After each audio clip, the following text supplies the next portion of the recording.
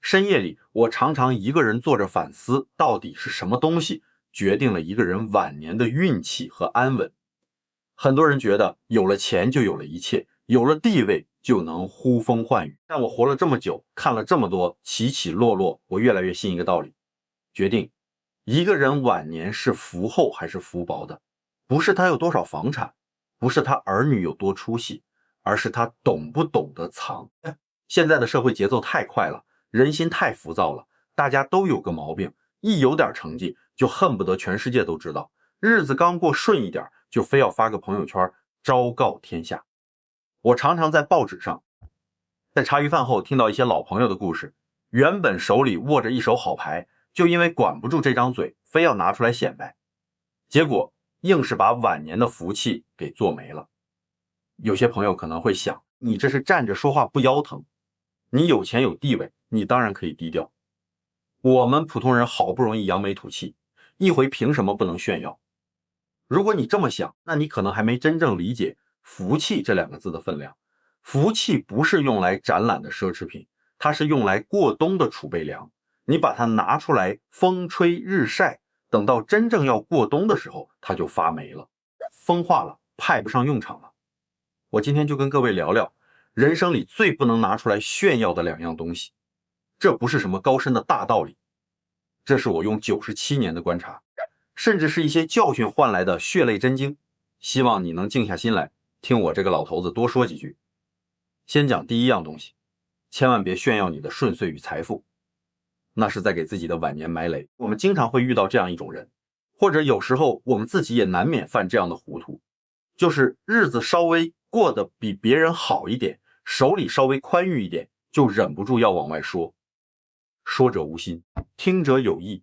你把这些话当成家常便饭说出去的时候，其实你已经给自己的人生路上埋下了一颗又一颗看不见的雷。人性最大的恶是见不得身边的人比自己好。我活了快1个世纪了，我太了解人性了。世界上只有2种人是真心为你高兴的，一种是比你强太多，不在一个维度的圣人，另一种是还没开智的孩童。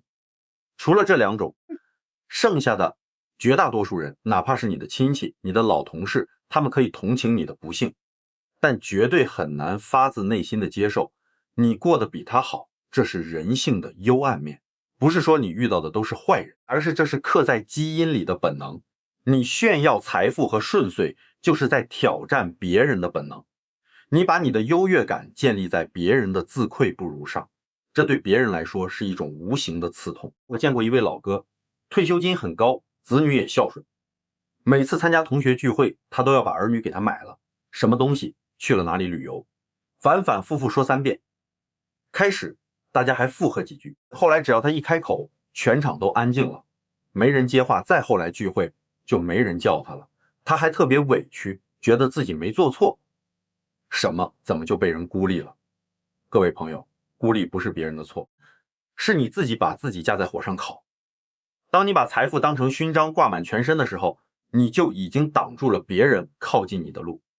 你让身边的人都觉得在你面前抬不起头来，那他们唯一能做的就是让你一个人高高在上地孤独着。晚年的孤独往往是这么来的，财富是流动的能量，你越张扬，它跑得越快。我经商这么多年，见过无数暴发户，那种赚了钱就买金链子、换豪车、到处撒钱的，没有一个人能把财富守到最后，反倒是那些看起来闷闷的，赚了钱也不吭声，甚至故意哭穷的人，往往能富过3代。这不是运气，这是规律。在心理学上，这叫福报守恒定律。在我这里，我觉得这就是天道的平衡。你看那个水都往低处流，财也一样，他喜欢往低处走，往谦卑的地方走，往安静的地方走。你越是把财富顶在头上，大声吆喝，财神爷就越觉得在你这里不安全，转头就去找那个诚惶诚恐、闷声发财的人了。我这一生见过太多的例子，眼见他起高楼，眼见他宴宾客，眼见他楼塌了。楼为什么会塌？不是风太大，是他在楼上跳舞，跳得太忘形了，把地基给震松了。炫耀就是那个忘形的舞蹈，特别是到了我们这个年纪，我们求的不是大富大贵，求的是稳。年轻的时候我们做加法，要闯，要拼，要让人看得起。老了，我们要做减法，要藏，要收，要让人记不住。你把财富露出来，今天这个来借钱，明天那个来推荐理财产品，后天骗子打电话来精准诈骗，你的生活还能安稳吗？别觉得这是危言耸听。我听说有些退休的老同志喜欢在公园里下棋的时候讨论退休金涨了多少，结果被人盯上，骗走了大半辈子的积蓄。你说这是骗子的手段高明吗？不是，这是你自己拿着喇叭把骗子招来的。守住口就是守住财，守住低调就是守住晚年的平静。真正的顺遂是内心的从容，不是外在的喧哗。有些朋友可能会说，我不是炫耀，我是真的高兴。我想分享喜悦有错吗？分享喜悦没有错，但你要分得清分享和显摆的界限。分享是把快乐传递出去，让气氛变暖；显摆是把快乐扔出去，把别人的脚扎疼。我个人的体会是，当你真的过得很顺的时候，你反而不想说话了，因为那种顺遂带来的满足感是沉浸式的，是温柔的，是不需要外人来认证的。就像你喝到一杯极好的老茶，那个回甘在喉咙里，你是会闭上眼睛慢慢品，还是会端起来满屋子跑？逢人就喊你快尝尝，这个茶特别贵。真正的好茶都是一个人静静喝掉的，真正的福气都是一个人悄悄享用的。人到晚年最高的境界就是偷着乐，子女孝顺心里乐，身体硬朗心里乐，有点闲钱心里乐。这份乐是自己的，是天知地知你知的，一旦说破了，那个劲儿就泄了，就好像一个肥皂泡，你在屋里看着它五彩斑斓很美，你非要拿出去给别人看，风一吹啪碎了。所以啊，各位老友要把顺遂当成一块宝玉藏在贴身的衣服里，用体温捂暖它，别把它挂在脖子上让雨淋。再讲第二样东西，千万别炫耀你的幸福与情爱，那是在给自己的感情放血。如果说炫耀财富是给自己埋雷，那炫耀幸福就是在给自己的晚年感情放血。我们年轻的时候追求的是激情，是山盟海誓，到了我们这个岁数，老伴还在，还能一起吃饭，还能有人拌嘴，那是天大的福分。这种福分经不起围观，经不起评判，更经不起炫耀。感情是穿在里面的内衣，不是穿在外面的铠甲。现在的社会有个怪现象，打开手机全是晒恩爱的。今天老公送了花，明天老婆做了饭，后天儿女回来大团圆，拍个小视频发到网上，收获一堆赞。大家都觉得这才是幸福该有的样子。但是我告诉你，我观察了这么久，越是喜欢在公众面前展示完美人设的家庭，关起门来裂缝往往越大。这叫什么？这叫情感代偿。因为里面缺，所以外面补；因为心里虚，所以嘴上硬。感情这件事情本质上是非常私密的，它像什么呢？它像我们穿在里面的内衣，它要柔软，要贴身，要舒服，要能保护你的身体。但是你不会把内衣穿在外面，更不会脱下来拿在手里挥舞给大家看，对吗？你把感情拿去炫耀，就等于把内衣当旗帜，路人看了不会觉得你优雅，只会觉得滑稽，而且风沙会把它弄脏，日头会把它晒脆。那些评论区里的好幸福啊，真羡慕啊，其实都是无形的风沙和日头，他们在一点一点消耗你感情的韧性。我见过一对老夫妻，是大家公认的模范夫妻，走到哪里都手牵手，逢人就讲。他们结婚多少年没红过脸，老太太总说我家老头子对我怎么好，结果有一年突然就分居了。因为老太太长期压抑自己的情绪，老头子其实脾气很大，只是为了配合完美形象，一直憋着，最后憋出了大病。这件事让我感慨很深，感情不需要观众，只需要参与者。你把感情放在舞台上，就要接受聚光灯的炙烤，那盏灯太热了，会把感情的养分都蒸发的，关起门来的一地鸡毛才是生活的真相。有句老话说得好，家家有本难念的经。这句话的重点不是难，而是经。经是要在家里念的，不能拿到大街上去念。每一段婚姻，每一份感情都有它的疲惫期和狼狈处，哪怕是我和我太太几十年的风风雨雨，怎么可能没有磕碰？牙齿和嘴唇还打架呢，何况是两个活生生的人。但是有些朋友不明白这个道理，他们只把感情里最光鲜的那一页撕下来，贴在外面，把那些琐碎的摩擦、内心的委屈都藏起来。久而久之，他们自己都被自己骗了，觉得感情就该是那个光鲜的样子。一旦现实和炫耀出来的版本不符，就产生巨大的落差和怨恨。更危险的是，当你炫耀幸福的时候，你会不自觉地给伴侣施加压力。你对着外人说，我家那位从来不对我发脾气，这话传到伴侣耳朵里，就成了我必须永远不能发脾气，不然就是让你丢脸。这种无形的枷锁会让对方觉得窒息。舒服的感情是允许对方脆弱的，是允许对方有情绪的，是允许这段感情有瑕疵的，这才是真实的人间烟火。你要的是实实在在知冷知热的老伴儿，不是一个为了满足你虚荣心配合你演戏的道具。所以幸福这东西要关起门来慢慢品，千万不要打开窗户大声唱，唱的声音太大，隔壁的听了会嫉妒，会故意来敲门打断你，楼上的听了会心烦，会往你院子里扔垃圾。你的幸福打扰了别人的清静，这份打扰迟早会反弹到你自己的身上。真正的深情是此时无声胜有声，最高级的幸福是无言的，是你知我知，天知地知，是不需要向任何人证明的底气。你看山里的老树，真正根深叶茂的从来不张扬，它默默地把根往深里扎，吸收养分。那些枝叶哗啦哗啦响得特别厉害的，往往是因为根系不稳，怕风把它吹倒了，才拼命摇晃。晚年的感情就是那棵老树，不需要枝叶繁茂给人看，只需要根与根紧紧缠绕在一起，在地下互相支撑。风雨来了扛得住，干旱来了熬得过。所以请珍惜你身边那个陪你沉默的老伴儿，不要把他推到聚光灯下去接受考验，把他留在屋里，留在心里，哪怕只是无言的对坐，那也是人间至福。刚才我们说完了财富与情爱，但还有一种福气外露，是我们这个年纪最容易犯却最不自知的。它介于两者之间，既有对财富的攀比，又有对感情的寄托，那就是把子女的成就当成自己的勋章，以及把过去的履历当成今天的谈资。很多老朋友一提起儿女，眼睛就放光，我儿子又升职了，现在是大区经理，我女儿年终奖拿了6位数，非要给我换车。说着满脸自豪，语气里透着藏不住的得意。各位，我理解这份为人父母的骄傲，但我要泼一盆冷水，子女的翅膀硬了，能飞得高，那是他们自己的造化。你若是把他们的羽毛拔下来，插在自己头上装凤凰，不仅显得滑稽，还会把儿女推到风口浪尖上去。你想过没有？你在这里炫耀儿子年薪100万，旁边坐着的正好是他单位的同事或者竞争对手，心里会怎么想？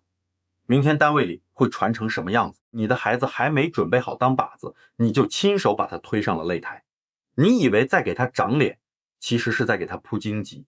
而且当父母把子女的成就当成自己唯一的谈资时，那份亲子关系就开始变味儿了。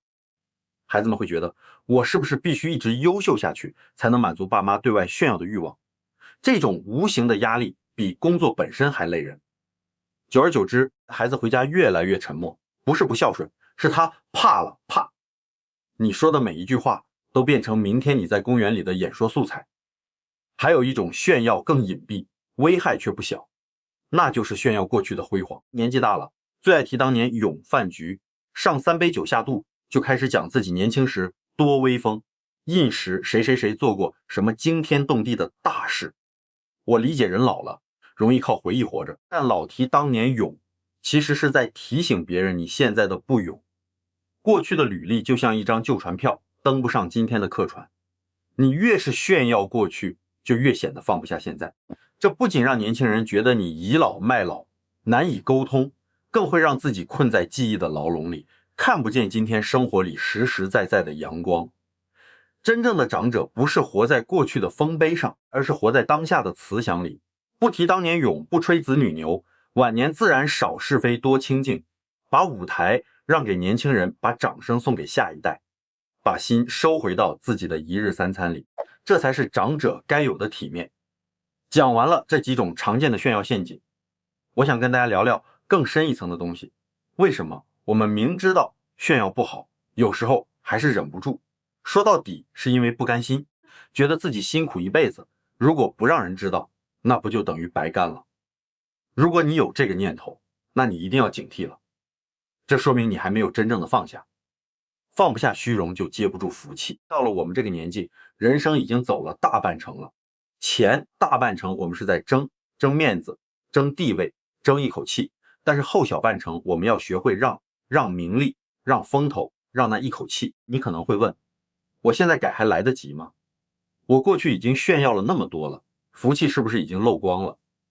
别急，我告诉你，种一棵树最好的时间是10年前，其次是现在，修复也一样。哪怕你昨天还在炫耀，只要你今天明白了这个道理，把嘴闭上，把心沉下来，福气就会像涓涓细流一样，慢慢的重新的汇聚到你的生命里来。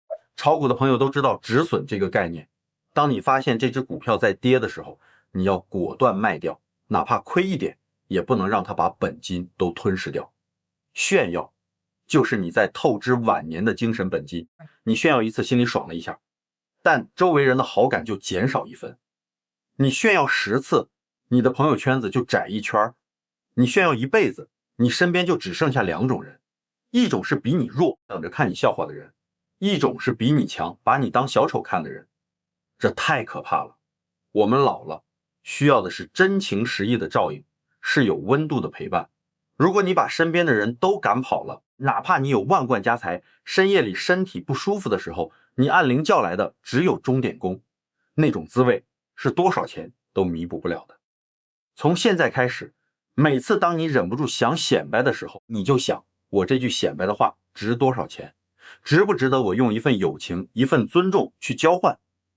只要你这么一想，你就刹得住车了。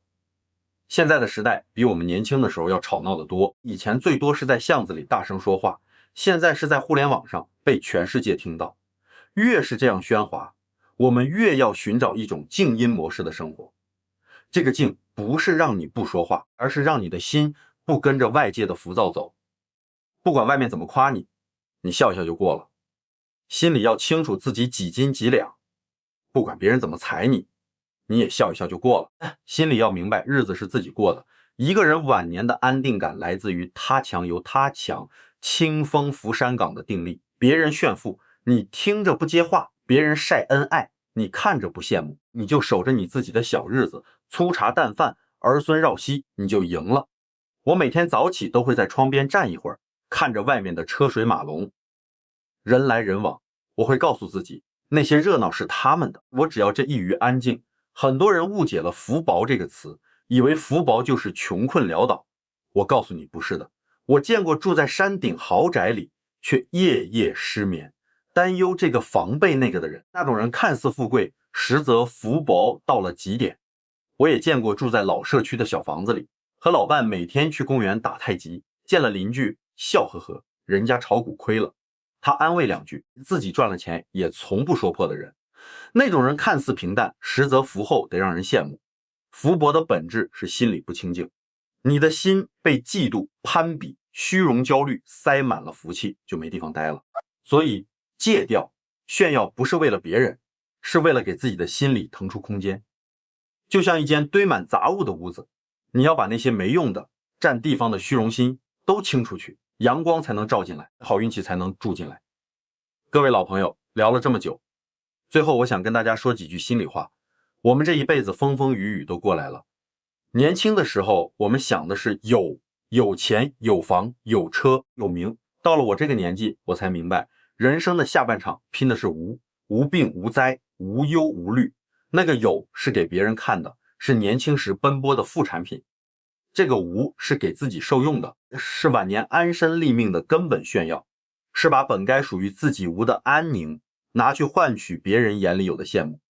这笔交易天底下最亏，不要再为了那几声虚情假意的赞美去泄露自己好不容易积攒的福气了，不要再为了一时的口舌之快去给自己平静的晚年制造人为的波澜了。别人的眼光是云烟，只有自己的心安是归宿。最后，我想把《道德经》里的一句话送给大家，这也是我几十年来的座右铭：光而不耀，静水流深，有光芒但不刺眼，有深度但不喧哗，以此共勉。希望你我都能做一个藏得住福气、守得住本心的明白人。余生很贵，让我们都安安静静的享福，好不好？